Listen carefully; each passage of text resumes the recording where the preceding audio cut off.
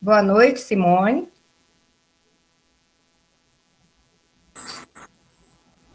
Boa noite, meninas, tudo bem? Tudo, e você? É um Tudo bem prazer também. estar aqui recebendo você nessa nossa semana de aprendizagem, nesse nosso webinar. Eu que agradeço o convite de vocês e espero aí poder contribuir com a semana de aprendizagem. Com certeza.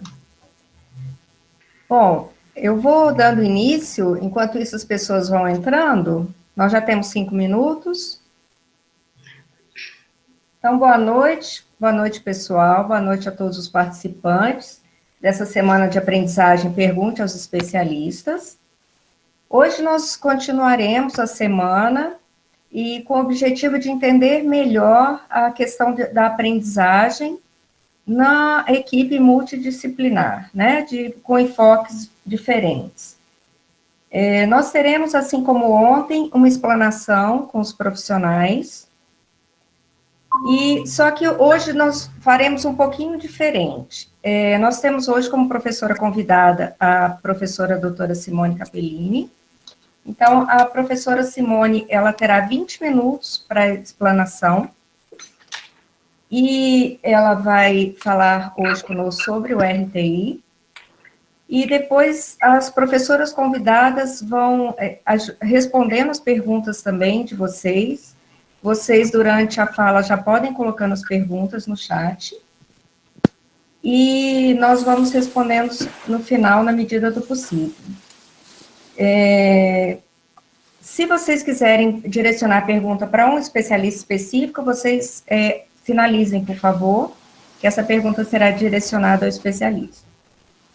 Então, hoje nós vamos falar sobre o RTI como modelo de identificação e intervenção precoce. Boa noite, pessoal que ainda está entrando. Então, nossa convidada hoje é a professora doutora Simone Capellini, professora livre-docente do Departamento de Fonoaudiologia e Programa de Pós-Graduação em Educação e Fonoaudiologia da FFC Unesp de Marília, São Paulo, coordenadora do Laboratório de Investigação dos Desvios de Aprendizagem, LIDA, FFC Unesp. Conosco também estão a professora doutora Nívia Macedo de Oliveira Moraes, que esteve ontem conosco, médica neurologista, pediatra e neurofisiologista pela Unesp, mestre em Ciências da Saúde pela UFO, doutora em Medicina, Neurologia Clínica pela USP, coordenadora da Residência Médica em Neurologia Pediátrica da UFO, e coordenadora do SEDA, Serviço Especializado em Desenvolvimento e Aprendizagem da UFO também. Estaremos também com a doutora Jeane Joana Rodrigues Alves de Santana, que é psicóloga, esteve ontem conosco também, como professora convidada, psicóloga da UFO, mestre em doutora em psicologia pela Universidade de São Paulo, FFCLPR-RP, com especialização em aprimoramento profissional em psicologia da saúde, pela Faculdade de Medicina de São José do Rio Preto, São Paulo. Atualmente, ela é professora do Instituto de Psicologia da UFO, realiza pesquisas e extensões nas temáticas processo cognitivo, avaliação psicológica, neuropsicológica e psicologia da saúde. Estamos também com a professora mestre Mariana de Lima Alves Hartner, neuropsicóloga, neuropsicopedagoga, mestre em educação pela Universidade Federal de Uberlândia, diretora do Instituto Alighieri, psicopedagoga do Espaço Desenvolver Ser, psicopedagoga voluntária do SEDA, também da UFO, membro do GEP, Grupo de Estudos em Pesquisa em Psicologia Escolar, coordenadora do GEPAS, UFO, Grupo de Estudo em Pesquisas em Autossabilidade e Superdotação. Doutora Simone, fique à vontade, a fala é sua. Mais uma vez, nós agradecemos. Lili, só um minutinho, por favor. Ainda tem gente com o microfone aberto e a câmera também. Está dando alguma interferência no áudio.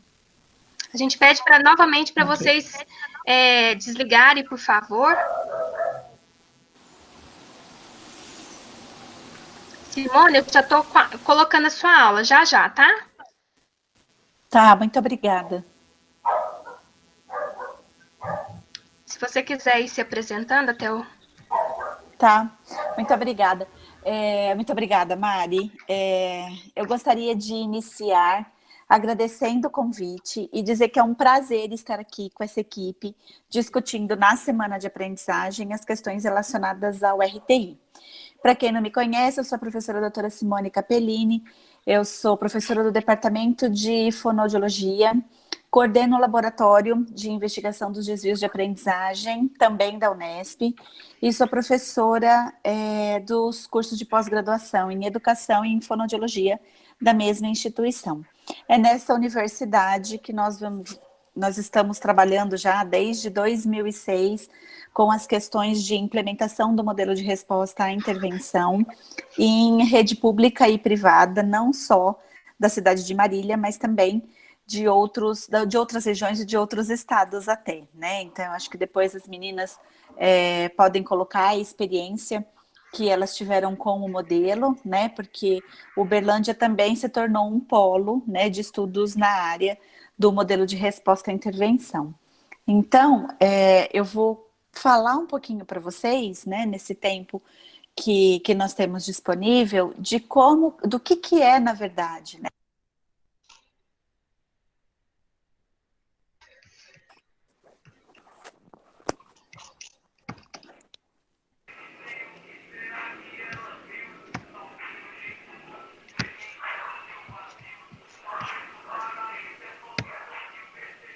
Simone, o seu som sumiu. As pessoas... não, a gente não está te ouvindo. E agora? Melhorou. Melhorou? Melhorou. Posso começar a apresentação? Você precisa do slide? Se você precisar, me dá 2 minutinhos que eu estou conseguindo... É porque eu estou aceitando o pessoal e estou... Eu imagino, né, gente? A semana de vocês está bem concorrida, parabéns, né? Na verdade, é muito bom, né?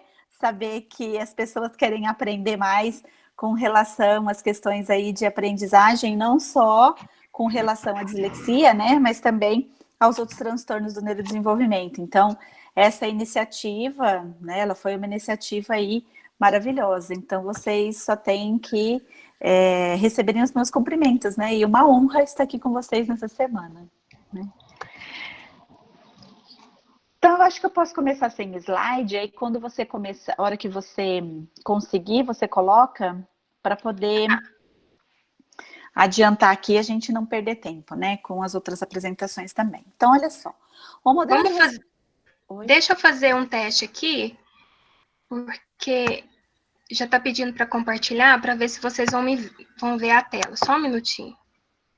A minha auxiliar técnica não está aqui neste momento. Ai, Mariana, mas fica tranquila, olha só, né? Tudo que envolve tecnologia é assim mesmo, né?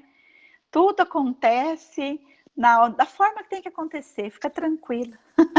Sim, Simone, a Bárbara ainda está falando que não está te ouvindo. Bárbara, olha se não é o seu aparelho, porque aqui para mim tá normal. Para mim também. Eu tô ouvindo vocês normal. Diz ela que conseguiu resolver. Tá.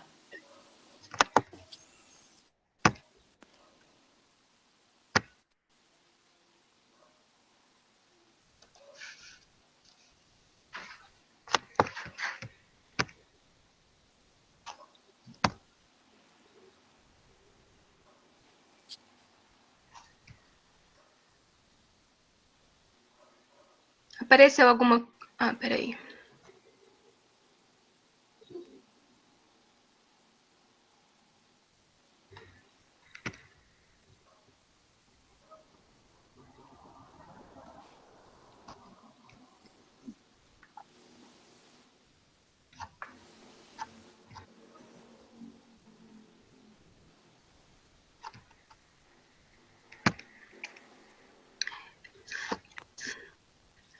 Não consegui. Eu vou encaminhar para a doutora Nívia para ver se ela consegue compartilhar para mim aqui. Pode Tá. começar falando. Tá bom, então. Então, olha só, muito obrigada, Mari. Então, olha só, na verdade, nós estamos falando de um modelo que ele não é um modelo recente, tá? Na realidade, nós estamos falando de um modelo cuja primeira publicação dele foi em 1969. Então, olha só, significa que eu estou falando de um modelo que vem sendo estudado há muitos anos como uma abordagem alternativa para entender o inesperado, né? Quando acontece o inesperado dentro da escola. E o que é esse inesperado? O inesperado é exatamente a criança com dificuldade de aprendizagem. Então, os primeiros modelos de RTI, eles surgiram, né, como forma de uma abordagem mais sistematizada dentro das escolas a partir da década de 80, para identificar crianças com dificuldades de aprendizagem, e ele foi apresentado formalmente na reunião do National Research Council em 1982, mas ele ainda era uma abordagem de resposta à intervenção.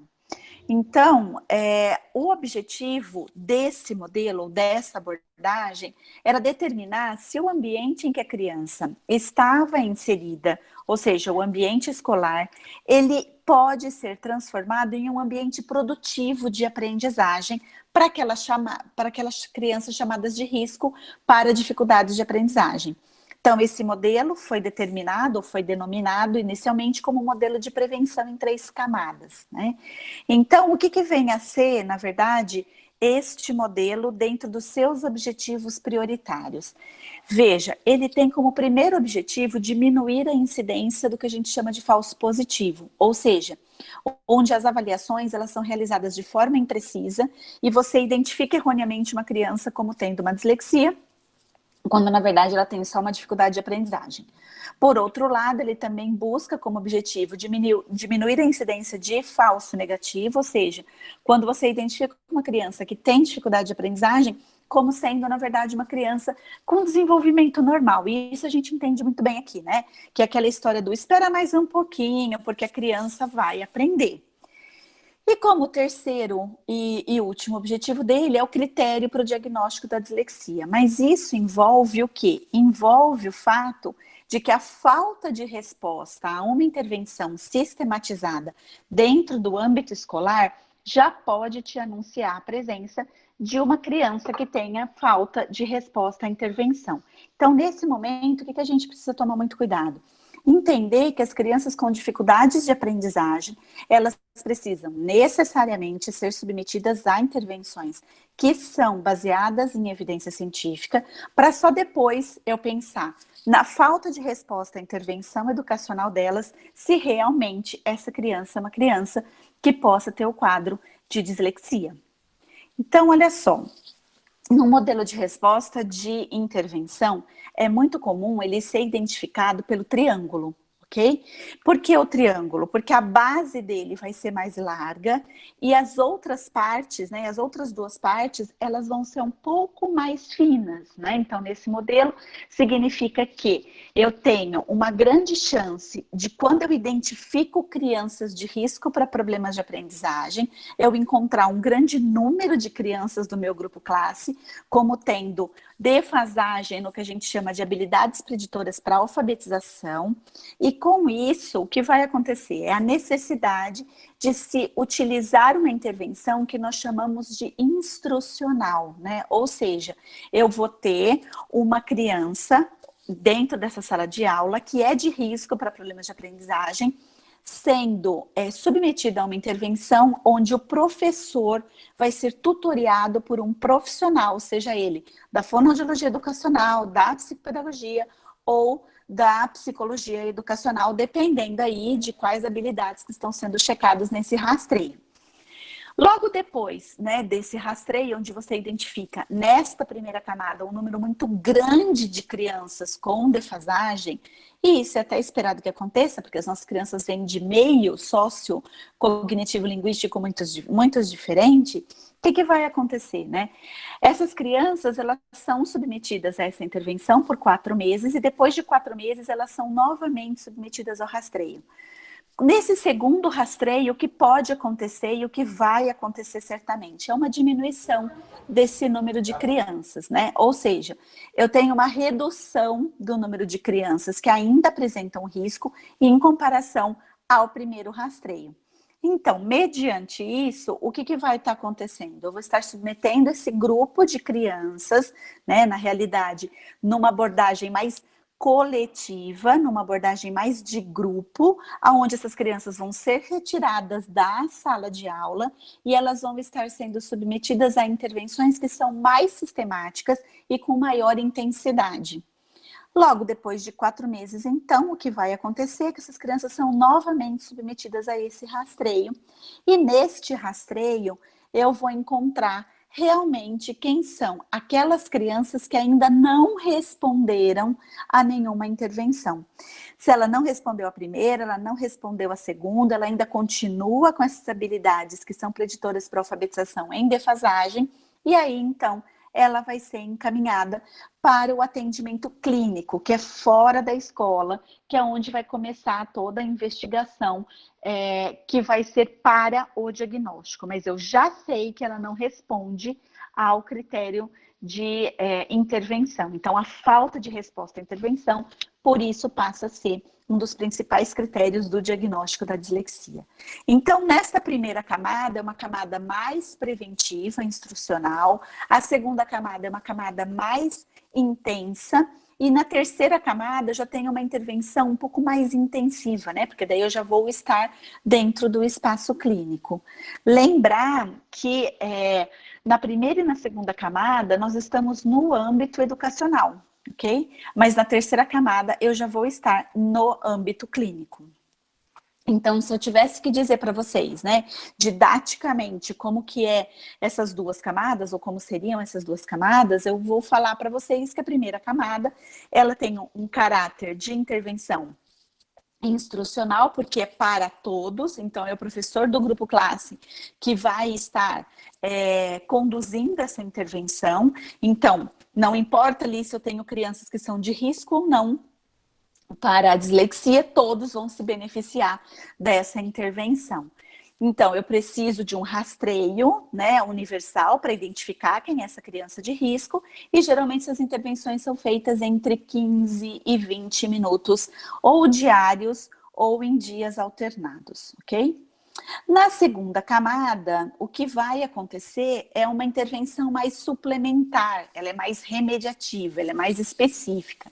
Então, eu já sei, por exemplo, que a falha maior dela é na habilidade metafonológica, ou é na memória operacional fonológica, ou é na velocidade de acesso ao léxico mental. Então, eu vou ter essa criança em grupos pequenos, fora da sala de aula dela, sendo submetidas a uma intervenção com um profissional de apoio. Quem é esse profissional de apoio, né? Esse profissional de apoio é o professor do AEE, é o pedagogo especializado em educação especial, né? Menos o fonoaudiólogo, tá, gente? Depois eu vou contar isso para vocês, tá? Por que não pode ser o fonoaudiólogo educacional. E na terceira e última camada é uma intervenção mais individual, remediativa e intensiva, que é realizada por especialistas e equipe interdisciplinar, por volta aí de 45 a 60 minutos, porque eu já estou no espaço clínico, né?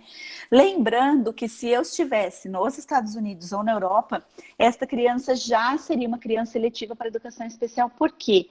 Porque nesses países, a criança com transtornos específicos de aprendizagem, né, elas são sim, clientes eletivos para educação especial. No nosso país, não, mas a gente consegue os atendimentos nas salas de apoio, muitas vezes, ok? Tem uma imagem, que eu não sei se vocês estão vendo, porque eu não sei se a aula já está sendo passada para vocês, mas tem uma imagem que eu deixei no slide, porque se vocês tiverem curiosidade, vocês podem entrar no site americano, no Departamento de Educação, que tem um espaço ali chamado Doing What Works, que é onde vocês podem entender o modelo de resposta à intervenção, desde o rastreio universal até o encaminhamento para as várias camadas. O que eu vou pedir para vocês aqui, na verdade, é que a gente pare de utilizar a nomenclatura triagem, ok, gente? Triagem é uma denominação errada, uma tradução errada para a palavra rastreio. Então, quando a gente estiver se referindo ao RTI, que a gente incorpore a nomenclatura correta, que seria rastreio universal, ok?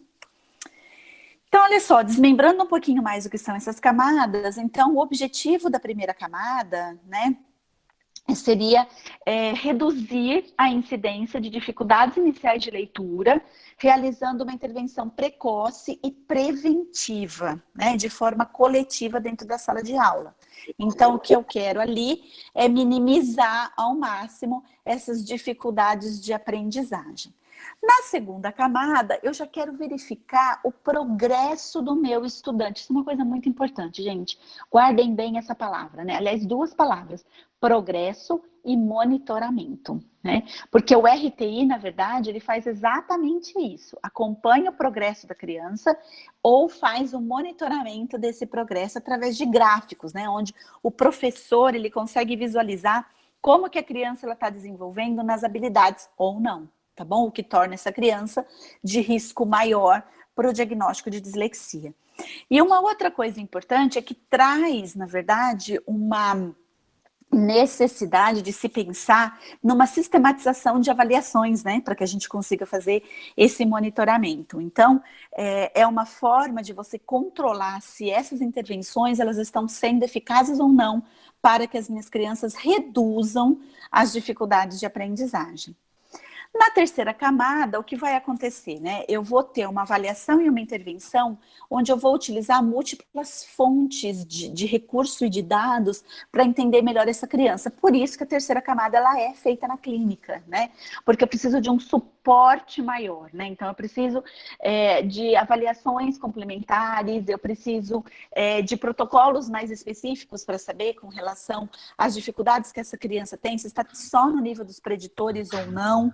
Então, é só para vocês terem uma ideia da profundidade das camadas, né? Eu acho que isso é importante a gente estabelecer. Okay? Professora Simone, a gente já conseguiu colocar o slide. Qual o slide que você está? Eu estou acho que no terceiro slide. Depois da pirâmide, mais 2. Tranquilo, pode continuar. Então, olha só para vocês terem uma ideia, desculpa, eu vou agora para os materiais, olha só. Na realidade, é claro que o Brasil ainda está começando, né, com esse modelo de resposta à intervenção. Olha só, né, nós temos o quê? Pouco mais do que 13, 14 anos de estudo com isso, né? Os primeiros estudos começaram a ser financiados, inclusive pelo governo, né? Então, a gente tem que dizer aqui que a maioria desses materiais, eles foram feitos com o auxílio da CAPES, do CNPq e da FAPESP, né? Então, existe um investimento muito pesado em pesquisa aqui, né? E que a gente tem que dizer que se não fossem os órgãos de pesquisa, os órgãos de fomento à pesquisa, os modelos de resposta à intervenção, eles não teriam nascido, né? Mas é claro que nós temos ainda uma quantidade muito baixa, né, de procedimentos, se eu comparar, por exemplo, com os Estados Unidos, né? Nos Estados Unidos, eu tenho mais de 150 programas de resposta à intervenção, né? No país, agora a gente está indo para o nosso 7º programa, né? Mas vocês têm nas mãos ainda só 4, né? Então, olha só, nós já temos um rastreio universal que é possível ser utilizado no primeiro rastreio, no monitoramento no final da primeira camada e no monitoramento do final da segunda camada. Nós já temos procedimento de primeira camada, né, que na verdade é o Pre-Profit. Nós temos o primeiro livro de RTI no Brasil, que é esse, publicado pela editora Pulso, onde é possível a gente observar e ler sobre a organização de um programa em segunda camada. E nós temos o Prof-RD, que é um programa de habilidade metafonológica para terceira camada. Então, já estaria na clínica essa criança. Ainda na terceira camada, nós temos um protocolo específico, né, que na realidade a gente já tem uma gama maior de habilidades que não são as preditoras para alfabetização. Então, eu já começo a investigar a questão da escrita sob ditado, eu começo a investigar a leitura de palavras e pseudopalavras. Então, já é um protocolo que você já tem um olhar mais clínico e um programa derivado dele que dá para a gente controlar a eficácia no ambiente clínico, ok? Então, eu acho que meu tempo já está, né, se esgotando, mas eu gostaria muito de apresentar para vocês esses slides, né? O próximo slide são esses gráficos, né? Então, são 2 slides com resultados. Eu não vou me deter à questão estatística, mas eu acho importante discutir algumas coisas para vocês com relação aos resultados que a gente vem encontrando. Então, esses 2 gráficos, eles são resultados da aplicação da primeira camada. Então, o gráfico de cima e o gráfico de baixo, na verdade, nós temos uma média aí de 60 a 64 crianças participantes, né? Então, na primeira escola que nós fizemos a aplicação do rastreio, mais a aplicação do Pre-Profit, nós tínhamos 60 crianças e 3 professores sendo tutoriados, né? Então, ou seja, sendo instruídos a utilizar as habilidades do Pre-Profit em sala de aula. E no segundo gráfico eu tenho aí 54 crianças de uma outra escola, de uma região bem diferente, que é para os professores não se conversarem, né? Eu também tinha aí 3 professores, onde nós só aplicamos o IPPL.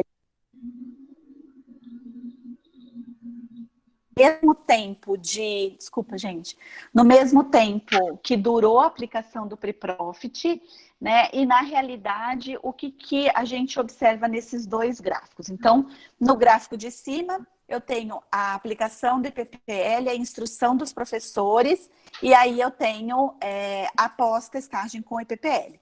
No gráfico 2, eu tenho a aplicação do IPPL, eu tenho a não instrução do professor, então esse professor não foi instruído quanto às habilidades a serem trabalhadas com as crianças, e a nova aplicação do IPPL no mesmo tempo da aplicação do Pre-Profit no outro grupo. O que eu quero que vocês observem? Eu quero que vocês observem os verdinhos e vermelhinhos dos gráficos. Então, olha só para vocês entenderem melhor, eu sempre tenho habilidade pré e pós-testagem uma próxima da outra. Então, eu tenho identificação de sílaba pré e pós, produção de rima pré e pós, identificação de rima pré e pós, segmentação silábica pré e pós, produção de palavras pré e pós, síntese fonêmica pré e pós, análise fonêmica pré e pós, identificação de sílaba inicial pré e pós, memória operacional fonológica pré e pós e nomeação automática rápida pré e pós. No primeiro gráfico, eu quero que vocês observem as 2 colunas correspondentes a pré e pós da mesma habilidade, que o número de verdinhos aumentou e o número de vermelhinhos caiu. Ou seja, o número de desempenho superior aumentou, né, na pós-testagem e em relação à pré-testagem, e o número de desempenho superior caiu na pós-testagem em relação à pré-testagem, significando que após a aplicação do Pre-Profit, as minhas crianças, elas conseguiram dominar melhor as habilidades preditoras para alfabetização, para leitura e escrita. No gráfico abaixo, o que vocês vão observar? Que houve uma inversão, né? O número de verdinhos diminuiu e o número de vermelhinhos aumentaram, ou seja, o número de desempenho superior na pós-testagem diminuiu e o número de desempenho inferior na pós-testagem aumentou das habilidades. E o que aconteceu, Simone? Né? É isso que a gente sempre escuta. As crianças pioraram? Não, na verdade não existe piora. A gente chama isso de desvio de demanda cognitiva, ou seja, essas habilidades são preditoras para a alfabetização. Então, isso significa que as habilidades não foram trabalhadas dentro do conteúdo de sala de aula. Então, houve um desvio cognitivo para outras habilidades, que eram necessárias para algum desenvolvimento daquela criança em relação ao conteúdo que estava trabalhado, mas não especificamente as habilidades preditoras. Então, olha só, isso vai causar um problema muito grande mais para frente, né? Principalmente quando essa criança estiver numa fase de aprendizagem de decodificação, fluência e compreensão de leitura. Então, só chamando a atenção de vocês que o programa de resposta à intervenção, ele faz com que as crianças, elas melhorem as habilidades que são necessárias para essa aquisição da leitura e da escrita, em detrimento das outras crianças que não sofrem essas mesmas estimulações dentro da sala de aula. O próximo slide é só para vocês terem uma ideia de como que funciona a implementação como um todo do modelo de resposta à intervenção. Então, olha só, quando você aplica um rastreio universal, né, que é o que vocês costumam chamar de triagem, em 156 crianças, nós perdemos 12 crianças, porque quando a gente está na escola, né, gente, essas crianças, elas fazem o quê, né? Elas migram, né? Elas mudam de escola. Nós perdemos 12 crianças, nós confirmamos o risco para dislexia em 42 crianças, isso é um número alto, né? Para um grupo que aí vai me dar 144 crianças. Passaram pela resposta à intervenção, ou seja, responderam a resposta à intervenção 30 crianças e 12 apresentaram falta de resposta à intervenção. Então, olha só. Estas crianças, essas 12 crianças que estavam na escola, foram para a clínica. Então, olha a diferença de eu encaminhar 12 crianças e não encaminhar 42 crianças para a verificação do diagnóstico, né? E aí eu já posso adiantar para vocês que dessas 12 crianças, apenas 3 confirmaram o diagnóstico de dislexia, né? As outras confirmaram ou o diagnóstico de TDAH ou o déficit intelectual, né? Que isso também é uma realidade muito presente dentro das nossas escolas, ok? Então, existe ainda algumas limitações para o uso do RTI no Brasil que a gente precisa discutir, por isso que eu achei fantástico ser convidada para essa semana, porque a gente precisa realmente começar a mudar alguns paradigmas, né? Dentro do Brasil. Ah, tem um erro de RTI, o R ali não tem, tá? No slide. Então, olha só. A primeira coisa que a gente precisa fazer é mudar as resoluções do Conselho Federal de Fonoaudiologia, principalmente, para que nós sejamos realmente, né, inseridos dentro da política pública e educacional e que a gente possa atuar na segunda camada, né, porque na primeira camada a gente pode atuar, que é a camada mais preventiva, junto com o professor, a gente pode atuar na terceira camada, mas a segunda camada ainda a gente está discutindo em nível de Conselho Federal, mas aí chegou o Covid, a gente teve que adiar essa discussão. Eu também preciso ter uma mudança de paradigma em leitura escrita, eu preciso parar de pensar em só receber a criança e diagnosticar, talvez eu precise olhar melhor essa criança, para evitar, por exemplo, diagnósticos errados aos 6 anos de idade, diagnósticos errados aos 7 anos de idade. E por que errados, né? Porque eu não posso dizer que eu tenho uma criança com dislexia se ela não tiver 8 anos, 11 meses e 29 dias, né? Ou seja, se ela não tiver com 9 anos de idade. Antes disso, eu só posso levantar sinais de risco. Então, eu preciso ter um investimento na criança para que ela oportunize a aprendizagem dessas habilidades preditoras para a alfabetização. Antes de poder falar se ela tem um diagnóstico ou não, ok?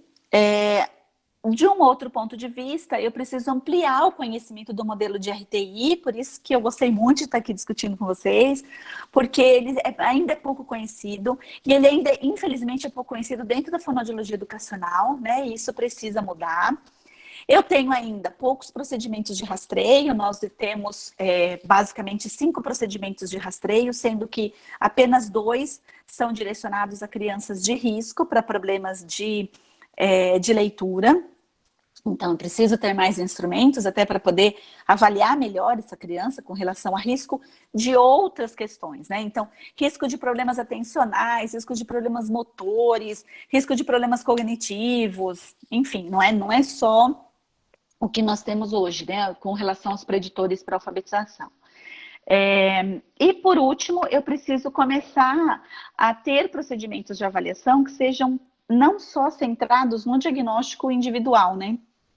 Que eles possam ser também um diagnóstico do grupo classe, porque eu preciso ter um professor instrumentalizado para saber quem é aquela criança que não está nivelada com o seu grupo classe, se tornando assim uma criança de risco, né? Ou uma criança de risco perceptível para que a gente tenha um investimento educacional nela. Então, como vocês veem, né, apesar de ter aí 13 anos, né, de trabalho, indo para 14 anos, né, porque o primeiro projeto começou a ser implantado em Marília exatamente em julho de 2006, então a gente já está indo aí para um bom tempo, né, de trabalho com esse modelo, mas ainda nós precisamos de mais investimentos, até porque o Brasil é muito grande, a nossa diversidade cultural é muito grande, e a gente precisa conhecer melhor essa população de risco, né? Então, eu agradeço a oportunidade de estar aqui com vocês, aguardo as perguntas, e se alguém tiver alguma dúvida específica e não conseguir tirar aqui, esse é meu e-mail. Muito obrigada.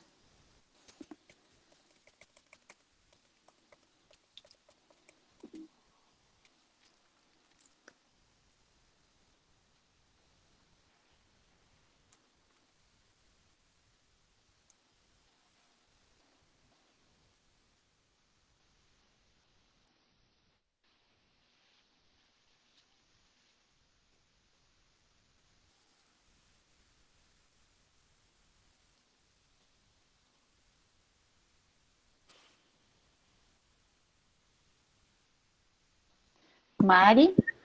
Liliane, você está na escuta aí? Só um minutinho, Simone. A gente está aguardando a Lili. Simone, muito obrigada, viu, pela palestra. Já vou agradecendo aqui em nome de todo o grupo, né? E é sempre muito bom podermos debater esse assunto. Claro, com certeza. E estou sempre à disposição, Nívia, você sabe disso, né? Para você e para sua equipe. Muito obrigada. Acho que tem algumas perguntas aqui que a Liliane foi anotando. Você conseguiu compilar, Mari? Que eu estava passando os slides. Não, e eu tô... Alô, vocês estão me ouvindo agora? Pessoal. Agora sim, Lili. Vocês estão me ouvindo? Ah, sim, é porque eu estava falando e meu microfone estava desligado.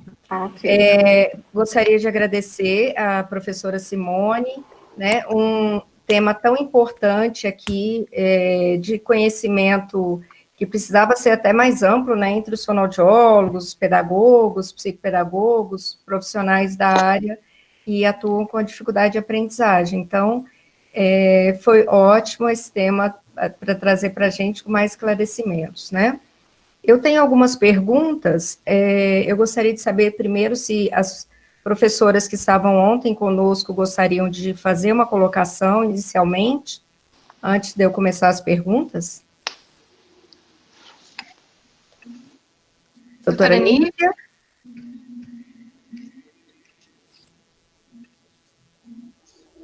Alô? Doutora Nívia? Olá, então, mais uma vez agradecendo, né, a presença da Simone sempre, assim, tão gentil conosco, né, e sempre compartilhando todas as suas pesquisas, seus resultados, né, a gente sabe que é uma jornada bem trabalhosa, principalmente no nosso país. E esse é um tema que a gente interessa muito, né, porque, de fato, nós temos essa problemática grande no Brasil, a questão da alfabetização, e muitas vezes não está vinculada somente a questões relacionadas à parte orgânica, né? Sim. E o que a gente também acontece muito é uma lista de espera para escolares serem avaliados por equipe, que nem sempre tem equipe disponível, e quando tem, nós não damos conta desse volume tão grande. Então, esse é um modelo que vem justamente, né, nos trazer várias informações, em termos de avaliação, de resolução, em situações que não precisariam necessariamente realmente ser encaminhadas. E sabe o que eu acho, Nívia? É que assim, posso interagir? Desculpa. O que eu acho que é mais bonito dentro desse modelo, o que me faz ficar assim, cada vez mais apaixonada por ele, né? É que você começa a despertar nesse profissional da área da educação a possibilidade de olhar essa criança como um investimento, né? Eu preciso investir na minha criança antes de desistir, né? Eu não posso simplesmente achar que ela tem uma dificuldade de aprendizagem e alguém da saúde vai dar uma solução mágica para mim, porque muitas vezes esse problema, ele nasce, ou ele aparece, né? Ou ele se consolida dentro da escola. Então, a escola, ela, a princípio, no modelo de resposta à intervenção, ela é uma coautora, né? Ela é um personagem muito importante, né? Dentro desse cenário do RTI. Veja, ele nasce como uma abordagem alternativa para entender quem são essas crianças com dificuldade de aprendizagem, né? Então, acho que isso é o mais bonito, né? Que é você investir e não desistir, né? Eu acho que esse é o recado, né? Mais nobre, eu acho, que desse modelo, né? E não ficar na espera, né, Simone? Porque fica aquela sensação de potência. Alguém vai fazer uma mágica, né, na área da saúde, porque deve ter uma coisa muito grave, né? Então, tem a sensação de uma gravidade, uma impotência, eu não sou capaz de alfabetizar, porque tem algo muito grave, e aí ficar na espera, né? E esse modelo já faz o contrário, já potencializa essa intervenção. Ele antecipa, né? E não fica nessa espera, que a gente sabe que no nosso país, assim, 1 ano de espera é pouquinho, né? Normalmente é muito mais do que isso. E aí a criança já desistiu, a família já desistiu, e muitas vezes eles chegam falando que meu filho é burro. Eu acho assim, eu vou contar rapidinho, né, se eu puder, contar uma experiência de uma equipe que a Nívia conhece muito bem, né? Então, quando a gente começou, porque eu estava me sentindo muito sufocada, eu acho que eu já tinha discutido, a Nívia é dessa época, né? Do meu descontentamento com um ambulatório lotado de crianças com problema de aprendizagem, e quando na realidade a gente chegava no final do ano, você sentia, como acho que a Nívia também deve sentir, a equipe estressada, porque a gente faz muita avaliação, no começo do ano a gente começa a atender às 9 horas da manhã, quando está no final do ano a gente já está atendendo desde as 7h30 da manhã, um número absurdo de crianças. E aí, já estudando essa questão, que já estava me sufocando, falei, gente, em algum lugar do mundo tem que ter alguma resposta para isso, né? E aí, estudando o modelo de resposta à intervenção, ligou uma coordenadora de uma escola, né, de uma cidade bem próxima de Botucatu, e ela falou assim, olha, Simone, eu lembro que a doutora Lara, que era a responsável pelo ambulatório de neurologia, falou assim, Simone, o telefonema é para você. Quando eu fui atender, ela falou assim, olha, Simone, eu tenho 120 casos para encaminhar para vocês. Na hora eu não sabia se eu ria ou chorava, e eu falei assim para ela, olha, você tem duas, mas não sei, sabe quando vem de uma hora para outra? Eu falei, bom, você tem 2 opções. Ou você me passa a lista e eu tento encaixar essas crianças até 2000 e qualquer coisa, ou você recebe a minha equipe na sua escola, né? Porque eu quero conversar com vocês. E aí eu lembro que fui eu, a neuropsicóloga, a psicopedagoga, e eu só escutava assim da neuropsicóloga.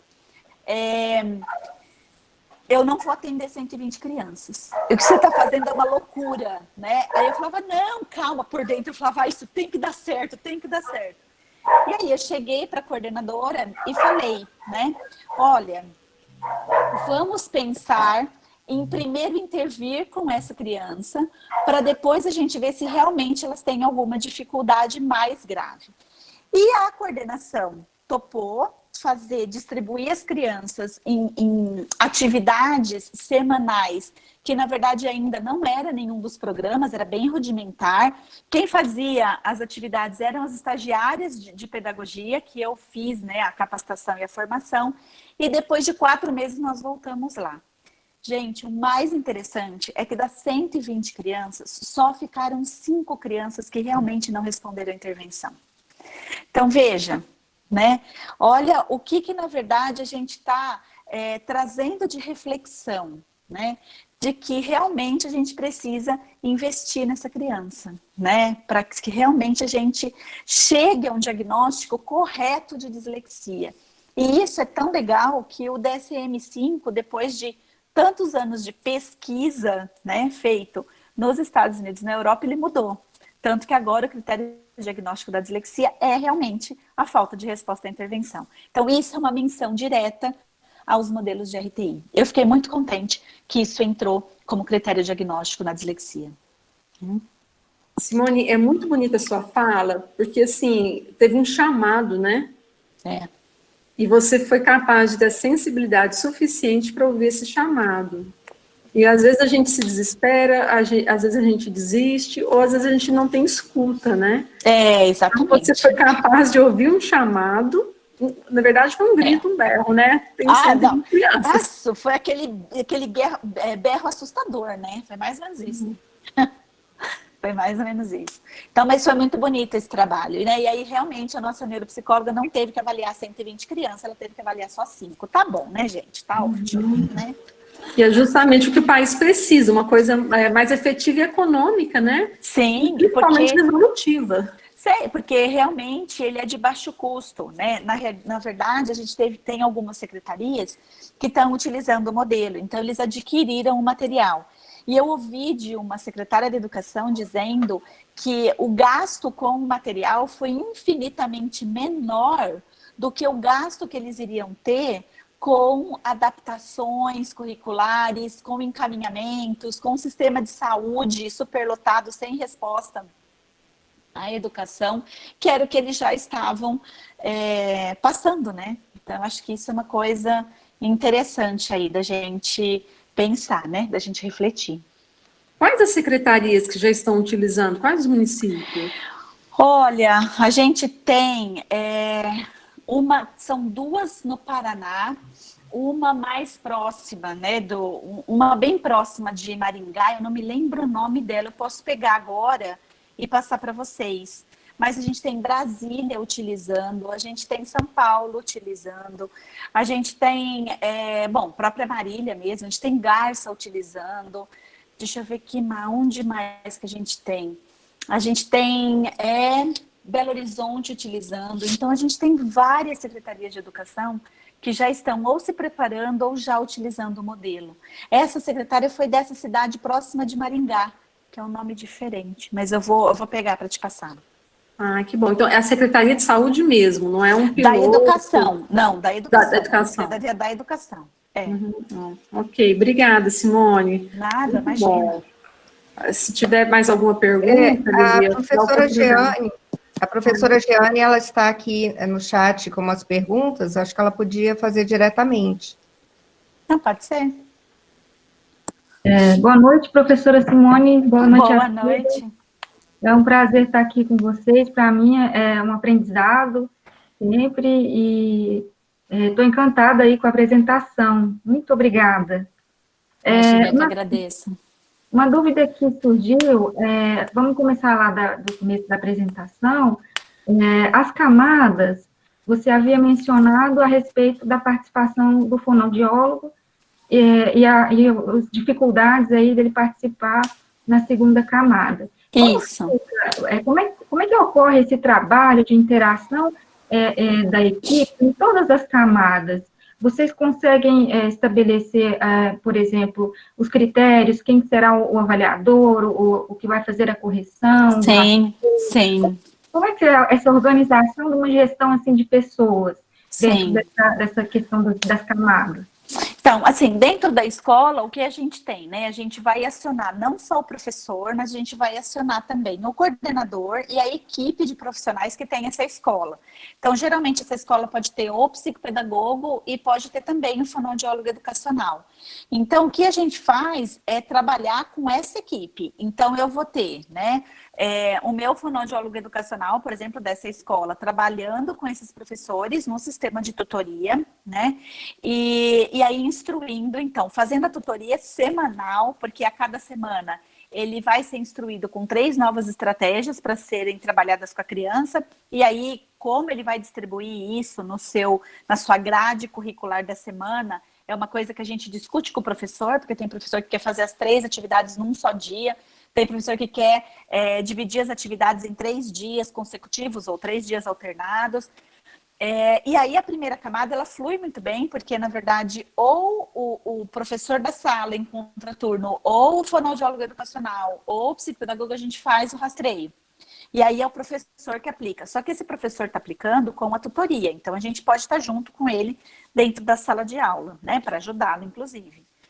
Na segunda camada, a gente tem uma limitação, né? Então, a fonoaudiologia educacional não pode atuar sozinha com as crianças em grupo.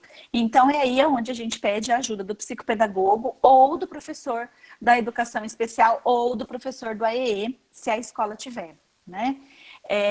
E todas as reavaliações do rastreio, ele é feito ou pelo fonoaudiólogo educacional ou por alguém que ele treinar e designar, né? Então, pode ser o psicopedagogo, pode ser o professor do AEE, da educação especial, até essa criança ser encaminhada para a terceira camada, né? Então, é tranquilo, esse movimento é tranquilo, mas antes de ser tranquilo esse movimento, né, a gente precisa capacitar essa equipe, né? Porque, às vezes, no começo pode ser um pouquinho conflituoso, né? Até porque o que vai acontecer?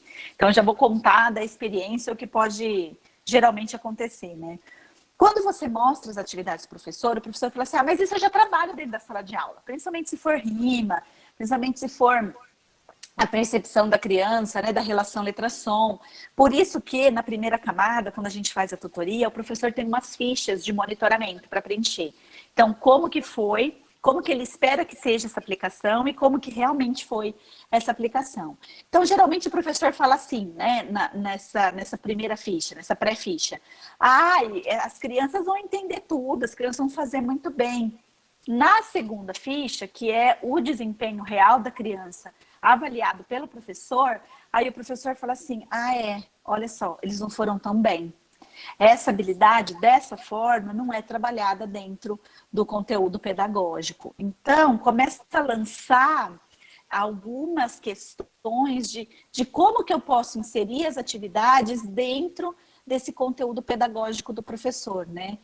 Que não necessariamente pode ser a inclusão de mais atividades, mas pode ser a reestrutura de atividades que ele está fazendo, que ele pensa que está trabalhando algumas coisas, quando na verdade não está, né? Não sei se respondi. Respondeu sim, tá? Nossa, muito bom, muito esclarecedor, muito obrigada. Nada, imagina. Então, continuando as perguntas, eu acho que foi uma pergunta... Tá me ouvindo?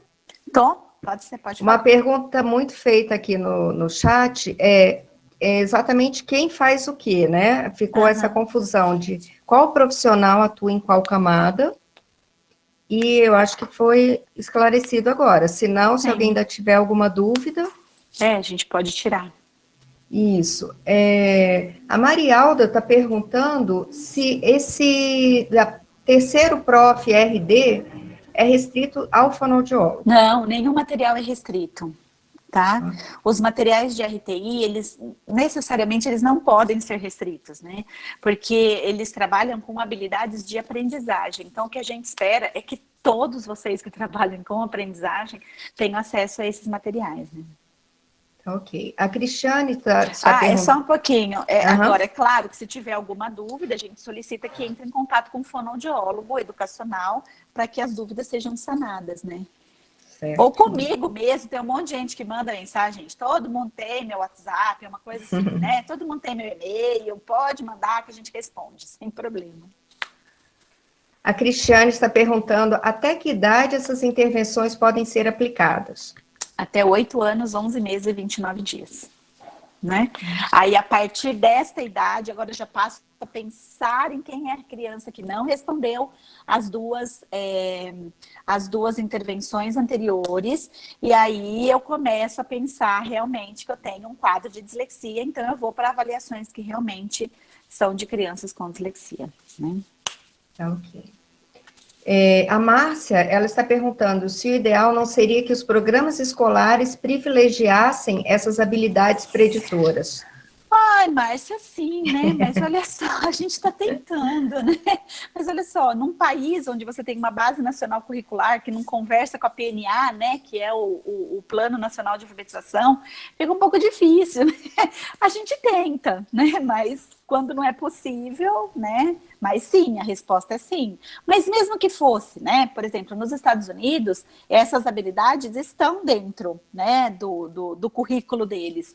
Mas eu vou ter, se eu tiver uma criança disléxica mesmo, eu vou ter crianças com dificuldade nessas habilidades, elas vão ter que ser estimuladas com relação a isso, né? Então, talvez nós teríamos, se nós tivéssemos essas habilidades dentro do currículo, um número menor de crianças que positivassem para criança de risco na primeira camada, mas mesmo assim eu iria ter, principalmente se eu tivesse alguma criança com o quadro de dislexia, né? Uhum. A Tatiana está perguntando, professora, poderia, por gentileza, citar em qual fonte localizou a respeito do diagnóstico só poder ser feito a partir de 8 anos, 11 meses e 29 dias? Na verdade, essas referências, elas são referências de maturação neurológica. Entre os 5 e 8 anos de idade, o que vai estar acontecendo é que vai haver uma maturação das áreas terciárias da segunda unidade funcional do meu sistema nervoso central, que são responsáveis pela formação da memória integrativa. Então, até os 8 anos, 11 meses e 29 dias, que é antes da criança completar 9 anos de idade, eu tenho uma maturação neurológica importante acontecendo nessa faixa etária. Qualquer diagnóstico que for ser dado nessa faixa etária, corre-se o risco de ser um diagnóstico errado, porque a memória integrativa para a alfabetização não está consolidada. E isso a gente pode sentir, inclusive, quando a gente está na prática clínica, né? Você faz o diagnóstico, tem crianças que são diagnosticadas erroneamente com 7 anos de idade como sendo disléxica, aí quando ela volta, né, ou ela faz um pouco de intervenção, fala, olha só, criança melhorou, a fono, a psicopedagoga cura a dislexia. Então, não tem cura a dislexia, né? Então, na verdade, o que acontece? Eu tenho uma maturação neurológica, então tem que tomar um cuidado com isso. Estas fontes são baseadas em Lúria, e a gente tem o Candel, né, que é o nosso livro sagrado aí dentro da neurociências, que deixa isso bem específico para a gente, tá bom?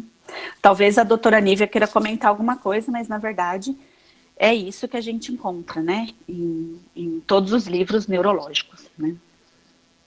É exatamente isso, Simone, que o pessoal às vezes tem um pouco de pressa, né? Nossa, tem que ter um diagnóstico precoce, mas é um precoce, sim, quando ele nem nasceu, aí você quer saber se ele vai ser matemático, físico, né?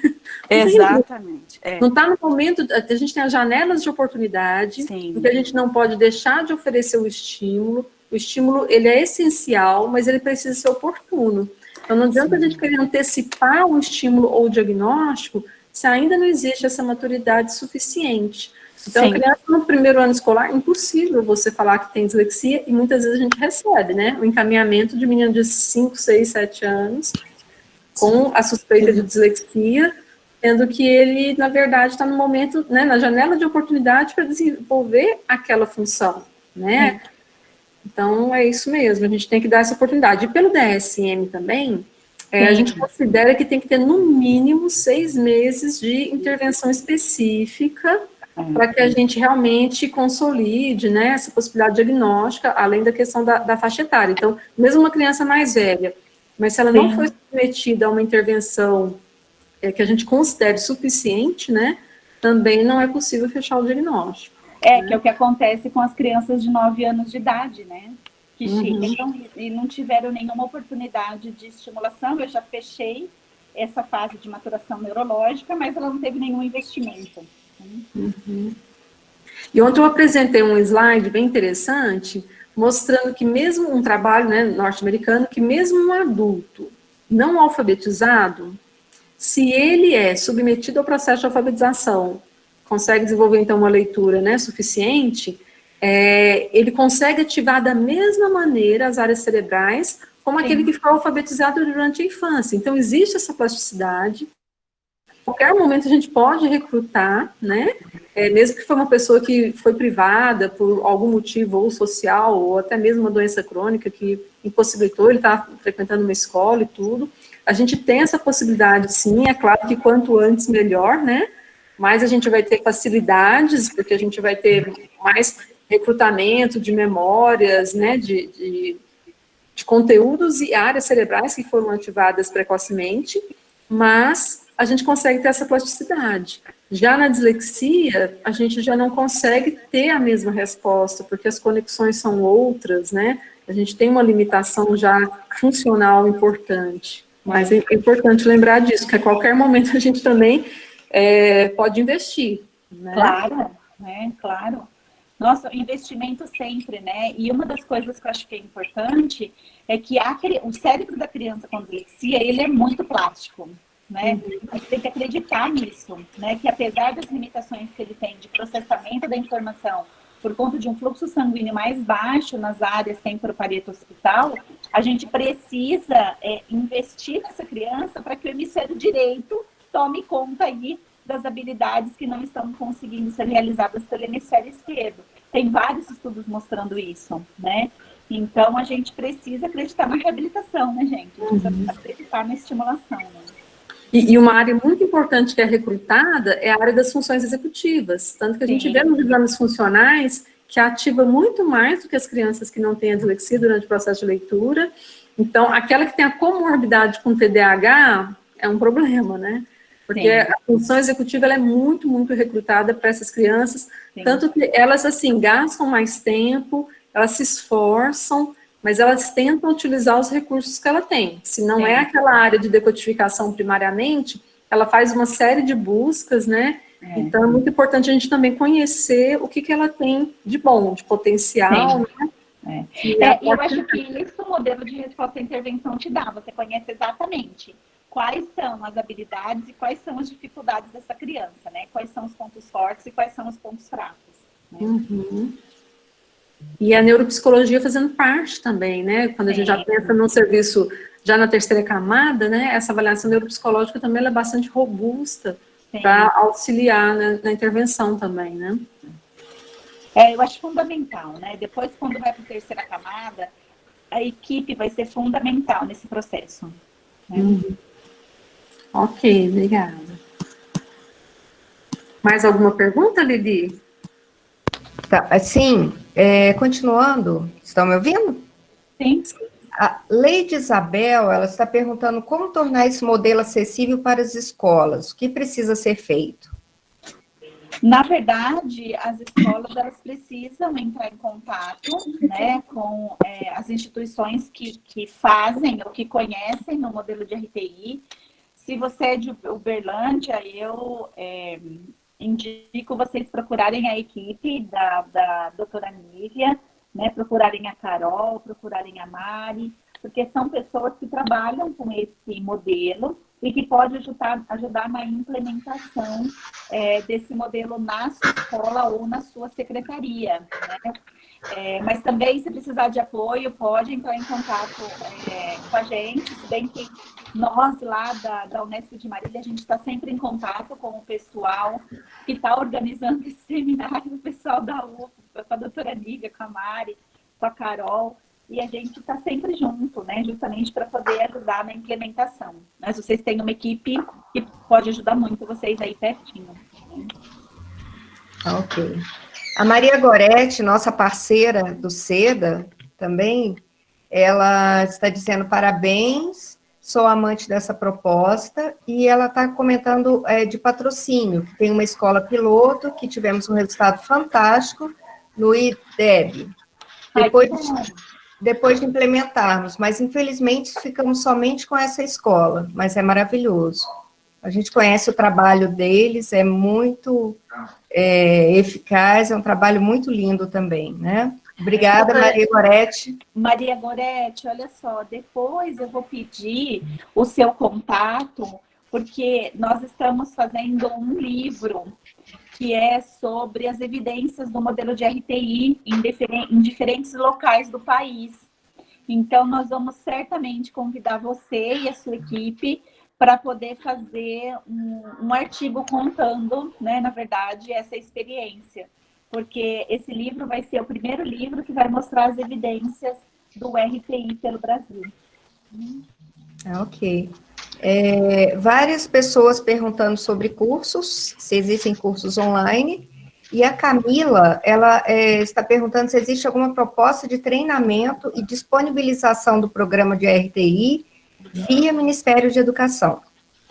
Ô, Lili, Simone, só um minutinho, lembrando que nós vamos ter surpresa, né, Simone? Quem ficar até o final da semana, a gente vai poder falar, né, Simone? Vai poder falar da surpresinha. A surpresa, adoro surpresa, gente. Elas vão fazer, as meninas estão ótimas.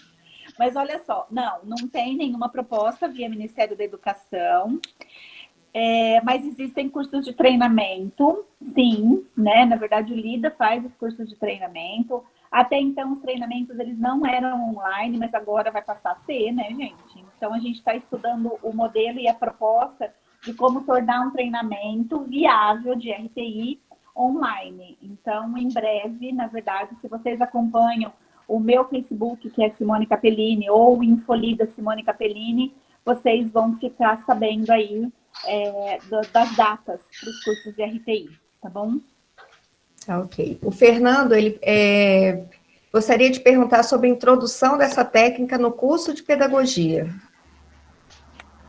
Olha só, na verdade, seria um prazer, né? A gente conseguir discutir isso na grade da pedagogia, né? Levando em conta, por exemplo, eu não sei, Fernando, se você é professor de algum curso de pedagogia, mas eu fui durante muitos anos e posso dizer para você que, assim, né, a grade da pedagogia deixa muito a desejar quando a gente discute questão de quem são as crianças com dificuldade de aprendizagem, né, ou as questões quais são as habilidades necessárias para a alfabetização, né? Mas seria uma coisa linda, né?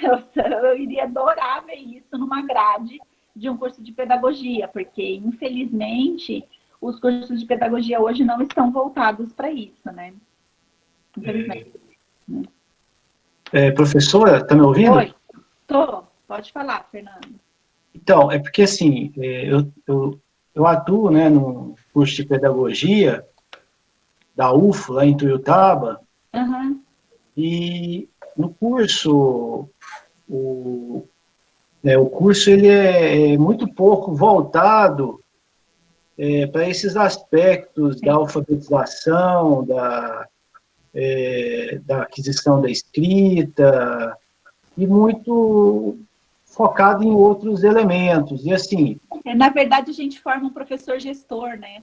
A gente não forma um professor alfabetizador, né? Essa é uma questão. E assim, eu vejo assim, eu sou professor de psicologia, né? Trabalho com psicologia da educação, desenvolvimento humano, mas eu fico um pouco assim, vamos dizer assim, frustrado, né, de ver as pedagogas, os pedagogos que estão sendo formados lá na faculdade, saindo assim, tão carentes desse tipo de conhecimento, não só de conhecimento prático, mas teórico também, sabe? Então, existiria, por exemplo, você está falando aí em um curso, né?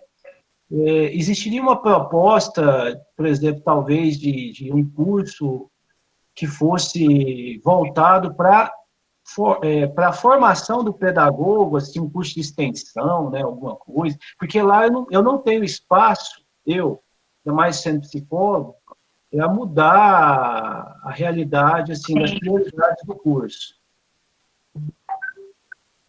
Não, mas eu acho que dá para fazer, eu acho que dá para pensar em fazer alguma proposta, né, Nívia? Dá para pensar em fazer alguma proposta que seja aí, junto com o pessoal, que a Nívia mesmo, que é da UFO, pensar em fazer alguma coisa de uma formação curta, de extensão para professores. Acho que fica uma ideia que a gente pode trabalhar em cima disso, Fernando, né?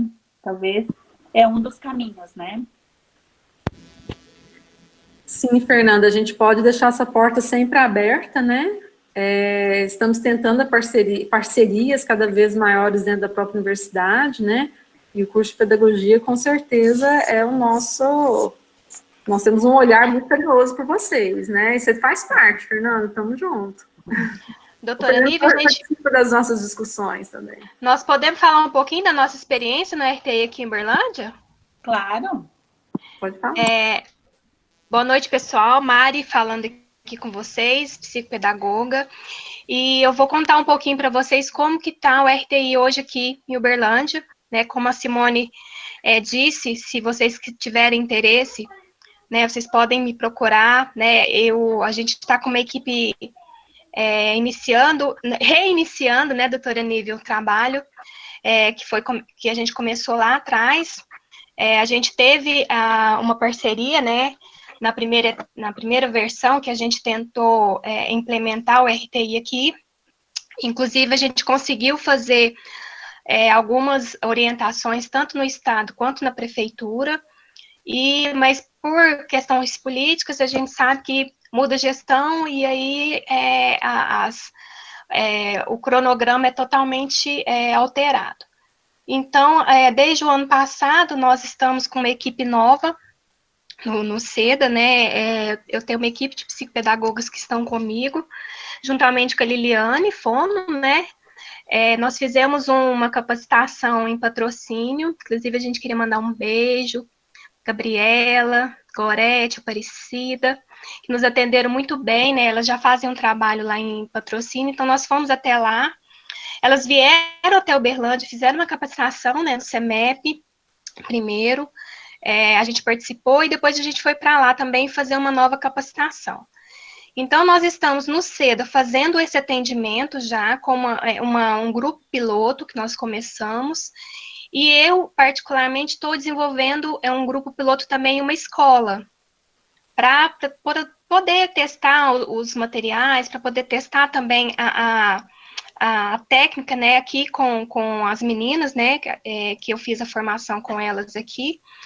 E, assim, o resultado, assim, eu já comentei com a Simone já sabe que tem sido gratificante, assim, o tempo ainda não é relativamente grande, até porque esse ano a gente nem conseguiu iniciar por conta dessa pandemia, mas o semestre passado a gente teve um avanço, nós fizemos na escola com uma turma de alfabetização, eles têm entre 7 e 8 anos, a gente fez a primeira camada e foi muito interessante, a gente teve o apoio da professora da sala, da professora do OEE e da direção da escola.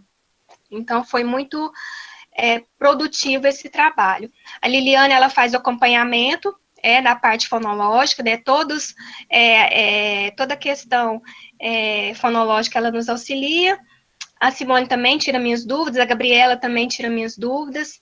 Enfim, é um trabalho piloto ainda, né, como eu disse, mas está sendo bem gratificante. Nós estamos lá no SEDA, por enquanto, fazendo na fila, né, de espera do SEDA, mas a ideia é que a gente possa estender esse trabalho, depois a doutora Nívia pode comentar mais um pouco, que a gente faça realmente essas parcerias, né, tanto com o Estado quanto o município, para que a gente possa ampliar, né, essa primeira camada, essa capacitação e a divulgação, né, dos resultados que a gente tem tido nesse modelo.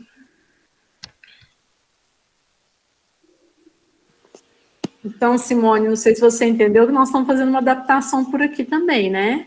Embora a Mari tenha esse contato com uma escola, aplicando por lá, nós não tivemos uma adesão por parte das escolas públicas, né?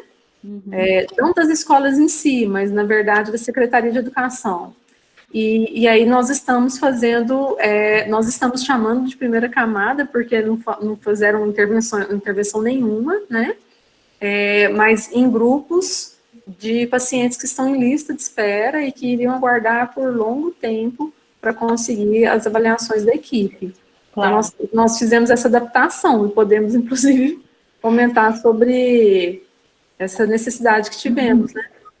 Então, mas olha só, eu acho que isso é uma coisa bem importante, porque tem uma coisa bem legal do RTI, que como ele é um modelo, como ele é uma abordagem, ele pode ser muito maleável e adaptável, entendeu? Sim. Então, isso eu acho muito bom, né? Muito bom.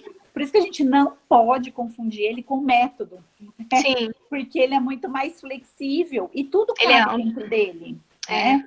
Então, eu acho que essa experiência ela é fantástica. Vocês estão na primeira camada, que ótimo. Vocês já estão contribuindo para diminuir o número de crianças aí que podem apresentar uma defasagem que vem não só de uma questão de uma situação de ensino, mas também de uma situação socioeconômica cultural, né? Então, é fantástico. né? Então, essa experiência é maravilhosa. Se a gente olhar pela pirâmide, seria a segunda camada, mas como são crianças que não tiveram essa oportunidade, eu falei para a Mari, nós vamos chamar de primeira camada, porque não tem jeito, não passaram pela primeira. Sim. Não, mas você pode, por isso, né? Como ela é maleável, você pode propor já o trabalho em segunda camada. Então, o que é segunda camada? É coletivo. Sim. Né? É diferente do grupo, que é a primeira camada. Né? Então, você pode sim. Né?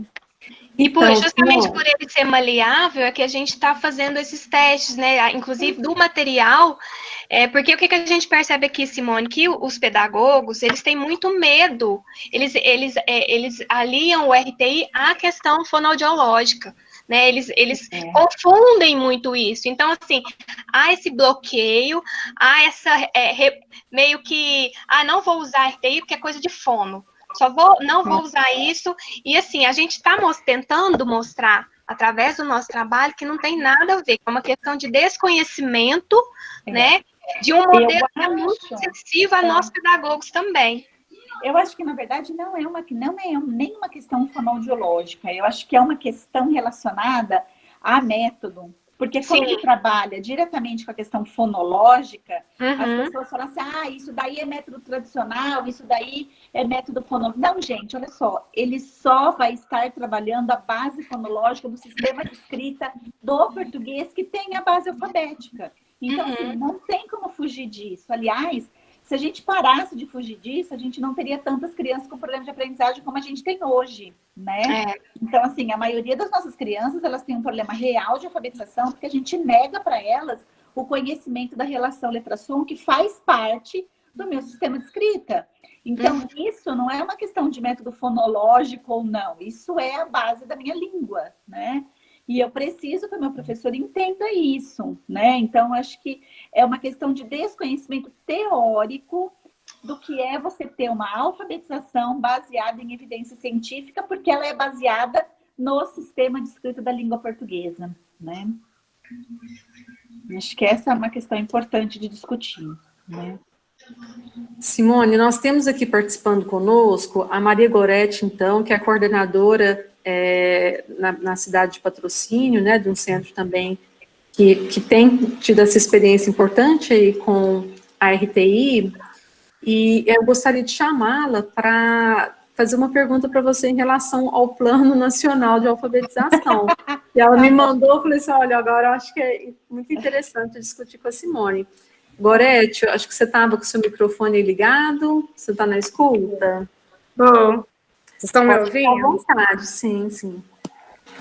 Então, boa noite, Simone. Oi, Goretti, tudo bem? Tudo. Lá, a gente já entrou. Agora vai ser a hora do pinga-fogo, né? Mas tudo bem, vamos lá.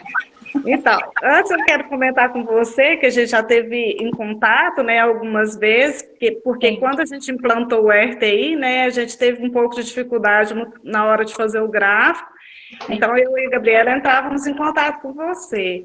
Mas, assim, a gente tem feito um trabalho interessante, inclusive no SEMAI, que é um centro que trabalha com crianças com dificuldade de aprendizagem.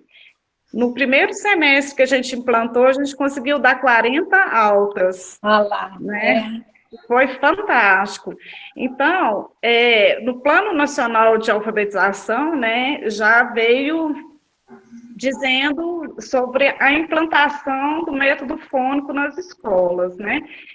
Eu não sei se você já teve acesso ao Tempo de Aprender, né, que já saiu até o 6º, né, módulo.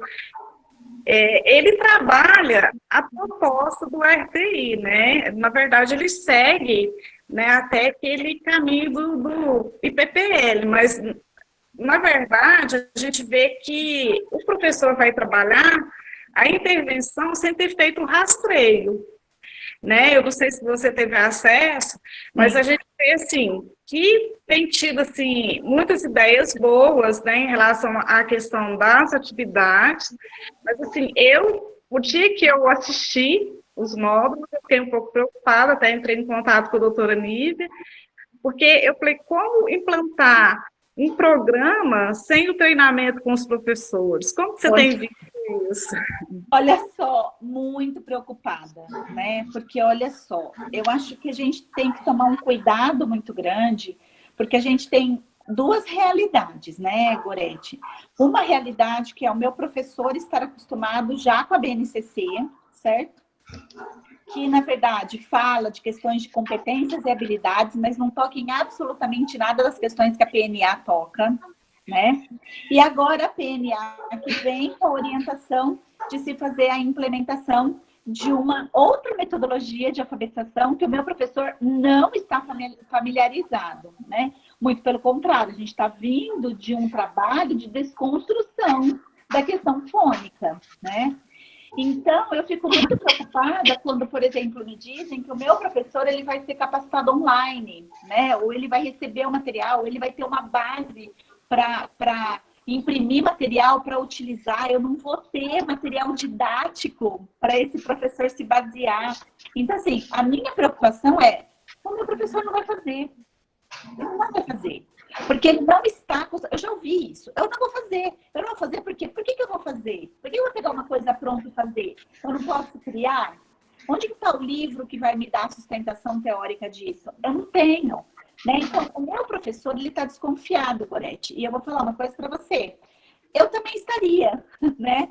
Porque, de novo, e é muito engraçado... Ai, preciso falar isso, gente. Preciso falar. Se eu não falar, acho que eu vou morrer engasgada. Olha só.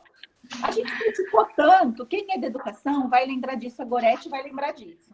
Nós criticamos durante muitos e muitos anos o treinamento que foi feito com a implementação do construtivismo no Brasil. Não foi isso? Nós paramos 2 semanas de aula, se eu não me engano, foram 2 semanas de aula, durante 40 horas nós colocamos o professor, treinamos ele com uma nova abordagem que ele não conhecia, que ele estava lá formado com as questões lá das metodologias tradicionais, que com a desmetodolização a gente deixou de utilizar. E agora o que nós estamos fazendo, gente? E agora? O que nós estamos fazendo? Agora estamos usando pior, né? Porque a gente não está nem sentando presencialmente com o professor para explicar por que mudou a abordagem, por que é importante alfabetizar com base em evidência científica, por que na verdade, a metodologia fônica seria mais ideal para poder diminuir esse número de crianças tão alto que apresentam problemas de alfabetização, por que o conhecimento do sistema de escrita é importante para a alfabetização. Nós não estamos fazendo isso. Nós estamos tratando o professor como um mero técnico. Então, olha só, eu saí de uma fase onde o professor era considerado técnico, quando eu tinha as metodologias de alfabetização, tornei o meu professor reflexivo e agora eu quero que ele vire técnico de novo. Isso não vai funcionar dessa forma, Gorete, desculpa. A proposta pode ser linda, como todas as outras propostas que nós tivemos. Como o ciclo básico foi a proposta no papel maravilhosa, como a não reprovação por ciclos foi no papel maravilhoso. E agora também ela é maravilhosa, mas eu não sei se ela vai funcionar. Desculpa, é uma sensação que eu tenho, Gorete. Eu também tive essa sensação. Mas, assim, o que me deixou um pouco até entristecida, né, no dia que eu tive contato com a doutora Nívia, é assim, a grande vontade, o grande empenho, né, que a gente tem de levar o RTI a mais escolas, né, porque a gente pegou uma escola de periferia, né, que deu um resultado muito bom, né, inclusive a nossa fonoaudióloga usou, né, até para o projeto do mestrado dela. Sim.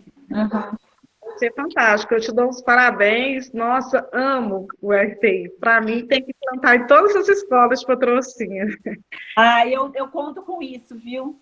Eu conto com isso, Gorete, é meu sonho. Acho que a hora que acontecer isso, eu já cumpri minha missão, já estou bem, já não preciso mais fazer mais nada, tá tudo certo. A hora que eu colocar o fonoaudiólogo educacional na escola, trabalhando com a equipe, e a gente conseguir a implementação, né, eu acho que isso é uma coisa fantástica. Não sei se vocês sabem, Gorete, mas a gente tem uma PL, que é um projeto de lei aprovado pelo Senado, que fala sobre a implementação do RTI nas escolas. Ela é uma PL que foi aprovada para Brasília, mas se ela é uma PL, ela pode ser estendida para outras partes do Brasil, né? Isso é uma coisa importante também. da gente saber, né? Da gente conhecer. Foi um prazer, Simone. Um abraço. Ah, e um abraço para você, Gorete. A gente não pode tratar o professor como gado, né? Não pode. Não, né? Ele precisa ser parceiro preparar. nosso, né? E não Isso. simplesmente fazer o que a gente manda, né? Não tá certo isso. Isso não tá certo com o professor. Né? É verdade. Um abraço, Simone. Um abraço, fica com Deus.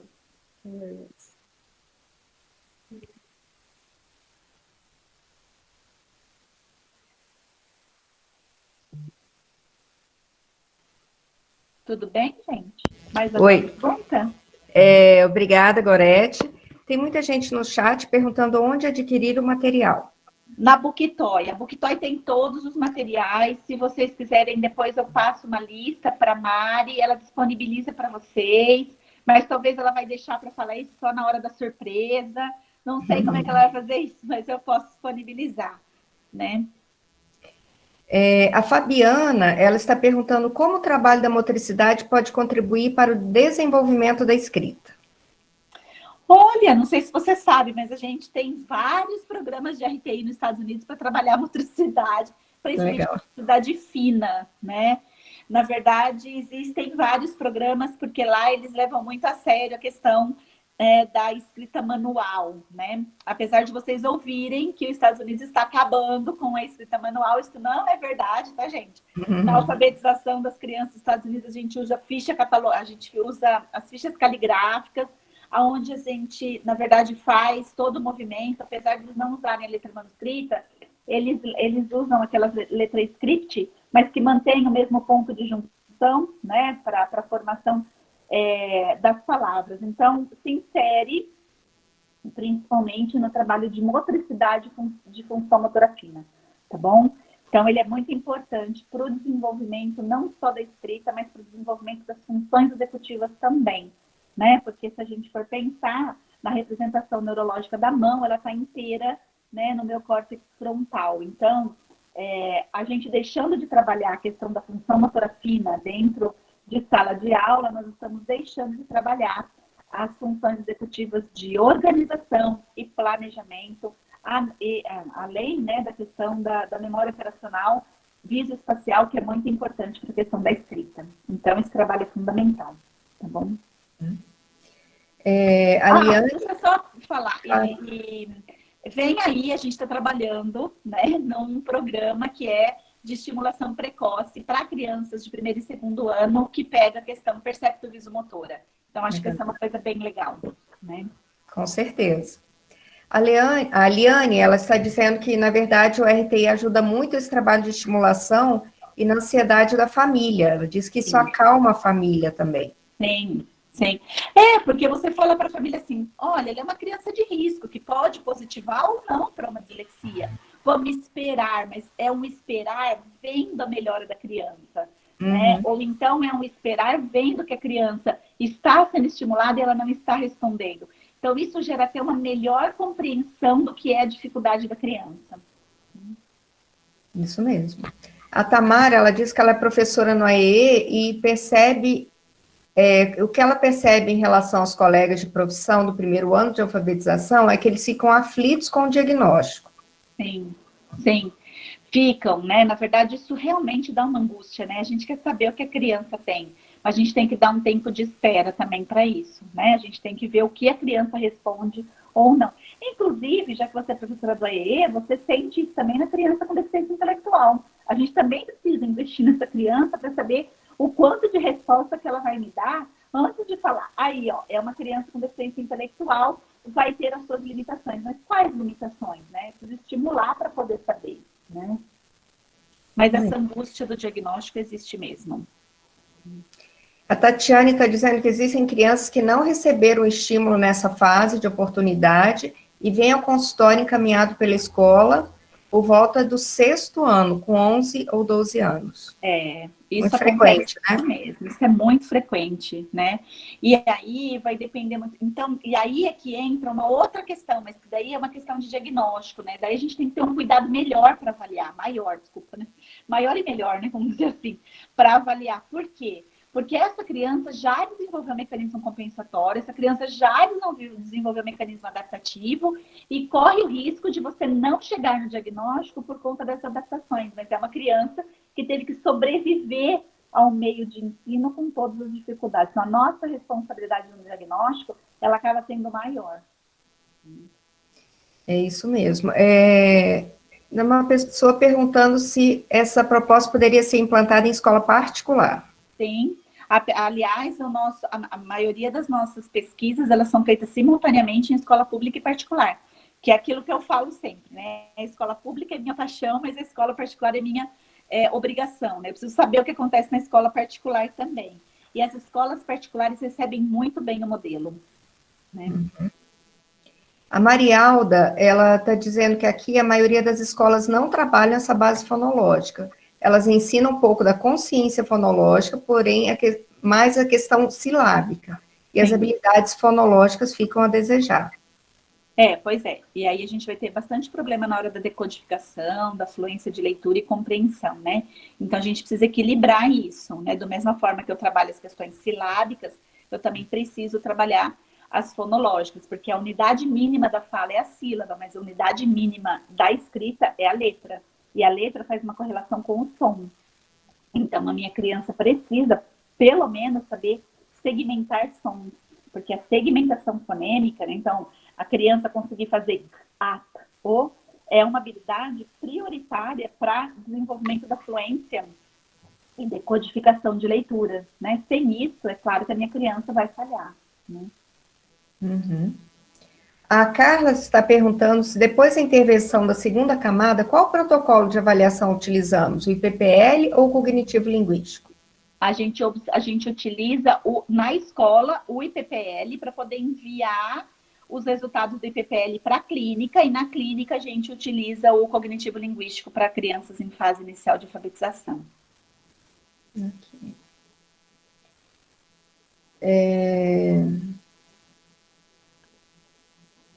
A Flávia está dizendo que, agradecendo, dizendo que sua fala foi muito boa e que o professor nunca foi tão coisificado como agora. Exatamente. Ai, desculpa, mas eu ri porque é verdade, eu ri de desespero. E quando fala do professor, a sensação que eu tenho, gente, é que assim, né, é um desamparo, né? Mas eu acho que todo mundo que trabalha na educação se sente um pouco desamparado, né? Então, o riso, entenda que é um riso de desespero, né? É um riso de que realmente eu concordo, né? Todos nós, na educação, somos coisificadas ou tratados como gados, né? Quando, na verdade, não deveria ser assim, né? Exatamente. Ela diz que técnicas podem substituir o seu fazer em intervenção pedagógica no ato de ensinar.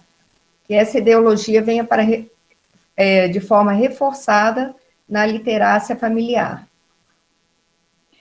Gente, mas olha assim, a gente tá... Olha, eu vou falar uma coisa para vocês. Discutir essa questão da literacia familiar é uma coisa muito complicada, porque eu consigo falar para... Eu não consigo ser inclusiva, né? Eu consigo falar para aquelas famílias que realmente têm suporte para trabalhar questões dessa literacia. Porque eu vou contar uma coisa para vocês. Eu tenho famílias que não conseguem nem ficar em casa com a criança porque tem que trabalhar como catador de lixo o dia inteiro. Ela nem vê o filho. Então, como é que eu vou falar dessa situação para uma camada social tão desfavorecida como essa, né? Com certeza. Então, como é que fica, né, essas questões? Ou a coisa é para todo mundo, né? Ou ela não funciona, né? Não, a gente tem que ter uma educação para todos, não é esse discurso, né? Mas, às vezes, não funciona, né? A Bel, ela está dizendo, olá, Simone querida, antes de pararmos pela pandemia, tínhamos alguns grupos de segunda camada em andamento. Quando retornarmos, devemos reiniciar as sessões, refazer apenas as últimas, ou continuamos de onde paramos? Não, amiga, você vai ter que aplicar de novo o rastreio para saber aonde que a criança parou, porque com esse tempo você não sabe o que ela teve de perda ou de ganho, tá bom? Vamos pensar, não é só perda que a criança tem, ela também tem ganhos. Então, isso está acontecendo comigo. Então, a opção vai ser, ao retornar, aplicar de novo o IPPL, comparar com o IPPL anterior que foi aplicado, e aí sim, se você observar que a criança manteve as habilidades, aí recomeça de onde parou. Mas se você perceber que houve perdas, inicia novamente. A Suzane está perguntando se é possível aplicar em uma escola particular onde os alunos, na sua maioria, são autistas de grau leve em fase de alfabetização. Olha só, a gente pode tentar, né? A gente pode tentar. Porque eu vou contar uma coisa para você. Eu não sei como é que eles vão responder o IPPL ou se eu tenho que fazer alguma adaptação para este PPL. Mas eu sei que eles respondem muito bem a intervenção. Porque eu tenho muitas escolas que, na verdade, têm crianças autistas leves dentro da sala de aula que participam da intervenção. Eles não são submetidos à aplicação do IPPL, mas eles, como estão na sala, eles participam. E quer saber? Eles se dão muito bem, né? Então, eu acho que a gente poderia tentar. E aí, se você tentar, você pode me contar? Porque agora eu fiquei curiosa. Também quero acompanhar, se você quiser, tá? Eu posso acompanhar, você pode me contar o que está acontecendo, eu sou curiosa, posso te ajudar. Ela está aqui concordando. Então, no momento nós não temos mais perguntas, eu gostaria de ver se alguém da equipe gostaria de fazer um fechamento. Da minha parte, agradeço muito, foi muito rica essa nossa noite, né, de conversas, muito engrandecedora mesmo, e eu gostaria de deixar a palavra aberta, então, para algum professor que queira fazer algum fechamento, finalizar.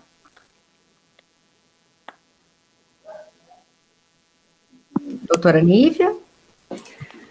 Então, Simone, mais uma vez, muito obrigada, né, pela sua dedicação, pela sua gentileza, pela sua parceria, e obrigada por você, assim, realmente ser essa desbravadora, né, a gente não teria essa oportunidade se você não tivesse tido esse olhar, não tivesse ouvido esse chamado, né, e ido atrás daquelas 120 crianças. Deve passar um filme na sua cabeça, né, quando você lembra dessa história. Com certeza, né? Mas foi muito bom, agradeço muito, né, toda a equipe aqui de Uberlândia, que está junto com a gente, que aceita as nossas loucuras também, né, a gente vem de loucura aí para a cabecinha, pessoal de patrocínio, que a gente tem, assim, um carinho muito grande, né, pela equipe lá da Maria Goretti, por todas que participam juntamente com ela, e realmente a Goretti é uma grande líder, né, que consegue fazer muita coisa e muito bem feito, né. Então, obrigado, Mário, Lili, Jeane, a Tatiane, né, e todos que estão envolvidos aí no trabalho com a gente. Um grande prazer. Mário, vou deixar para você encerrar aí, tá? Eu quero só deixar para vocês, né, os pedagogos, psicopedagogos que estão nos assistindo, se vocês tiverem alguma dúvida com relação ao RTI, como é que está sendo aqui em Uberlândia, se quiser conversar comigo especificamente, pegar algumas dicas, alguma orientação, a gente tem o contato direto com a Simone, mas se vocês precisarem de um contato mais específico, mais rápido, eu e a Lili, nós estamos à disposição de vocês. E agradecer muito a participação de todo mundo. Simone, dizer que eu te agradeço, não adianta, né? Toda hora eu falo, obrigada. Essa parceria nossa, ela é muito boa, assim, eu creio que a gente compartilha da mesma vontade, do mesmo desejo, né, de ver essas crianças crescerem, de dar a mão para esse professor, porque o professor também, ele fica muito angustiado, ele não está ali alegre, satisfeito, vendo que seu aluno não está progredindo, né, a gente, em sala, na escola, enquanto a gente está fazendo o RTI, a gente percebe o quão triste eles ficam quando uma criança não consegue evoluir.